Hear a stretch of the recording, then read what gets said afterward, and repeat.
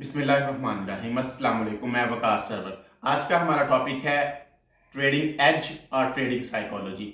Which one is more necessary for this. तो इसको हम डिस्कस करेंगे कि सबसे ज्यादा जरूरी क्या चीज है। अच्छा, ये एक ऐसा टॉपिक है कि इसकी हर किसी के बारे में अपनी परसेप्शन जो है ना वो हो सकती है। कुछ लोग कहते हैं कि 90% जो है वो ट्रेडिंग साइकोलॉजी है, 10% जो है वो टेक्निकल एनालिसिस है, जो आपका एज है वो जरूरी है। ठीक है, किसी हद तक ये बात जो है वो ठीक भी है, मैं खुद इस बात का जो है ना वो कायल हूं।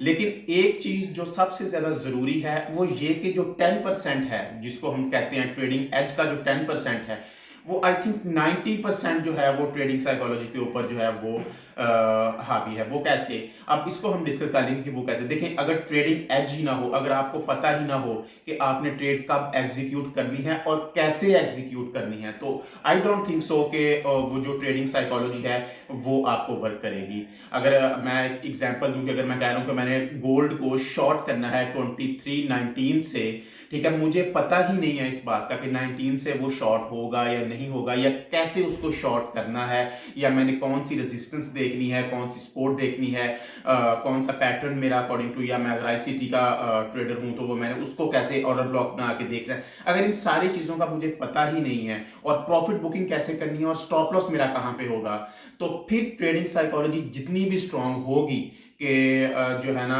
वो उसका कोई फायदा नहीं है। देखें, अगर मैं ये कहूँ कि यार यहाँ तक आया तो मैंने इसको शॉर्ट कर देना है, ठीक है, मैं बहुत स्ट्रांग मेरी ट्रेडिंग साइकोलॉजी है, मुझे कोई मेरे इमोशंस जो हैं वो मेरे ऊपर जो हावी नहीं हो रहे, तो और यहाँ तक आया, अगर 2316 तक आया या 2310 तक आया, तो मैंने इसको जो है वो प्रॉफिट बुकिंग कर लेनी है, ठीक है, और मैं कर भी लेता हूँ। ये सारी चीजें उस टाइम तक ठीक है जब तक मैं ट्रेड में एंटर होने के लिए मेरे पास एक स्ट्रांग एज होगा।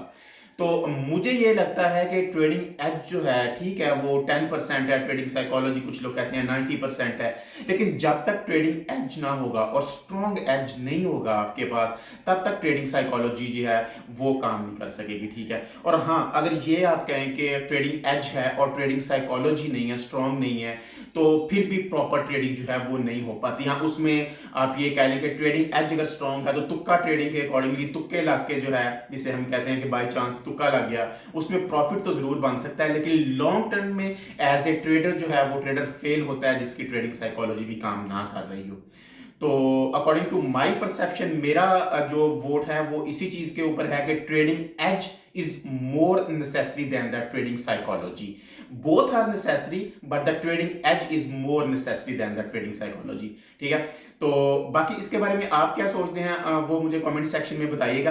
ट्रेडिंग साइकोलॉजी और ट्रेडिंग एज को हम अलग अलग से डिस्कस करेंगे कि ट्रेडिंग एज बेसिकली किसे कहते हैं। अच्छा, मैं जब इसको शुरू शुरू में देखता था तो मुझे पता ही नहीं चलता था कि यार ट्रेडिंग एज किस किस बात की बात कर रहे हैं, या रेजिस्टेंस को ट्रेडिंग एज कह रहे हैं, या सपोर्ट को ट्रेडिंग एज कह रहे हैं, या साइकोलॉजी को ट्रेडिंग एज कह रहे हैं, किस चीज को ट्रेडिंग एज कह रहे हैं। जिस तरह एक मार्केट में बड़ा ही मशहूर एक वर्ड बोला जाता है, लिक्विडिटी ग्रैब। अब ऑनेस्टली मुझे पता ही नहीं था कि लिक्विडिटी ग्रैब जो है वो किसे कहते हैं, और आई एम श्योर कि बहुत सारे लोगों ने ये वर्ड सुना होगा और उसको यूज भी करते होंगे, लेकिन उनको प्रॉपर क्लियर नहीं होगा कि जो है वो लिक्विडिटी ग्रैब जो है वो किसे कहते हैं। और इसके बारे में फिर मैंने जब रिसर्च करनी शुरू की तो मैंने ये देखा कि डिफरेंट ट्रेडर्स ने इसके बारे में डिफरेंट अपने जो है वो पॉइंट ऑफ व्यू सामने रखे थे।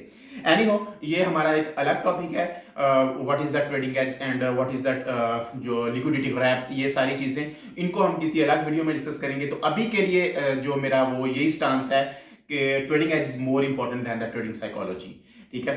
तो आप इसके बारे में क्या सोचते हैं वो मुझे कमेंट सेक्शन में लाजमी बताइएगा। मिलते हैं फिर किसी नेक्स्ट वीडियो में इंशाल्लाह। अपना बहुत ज्यादा ख्याल रखिएगा। अल्लाह हाफिज।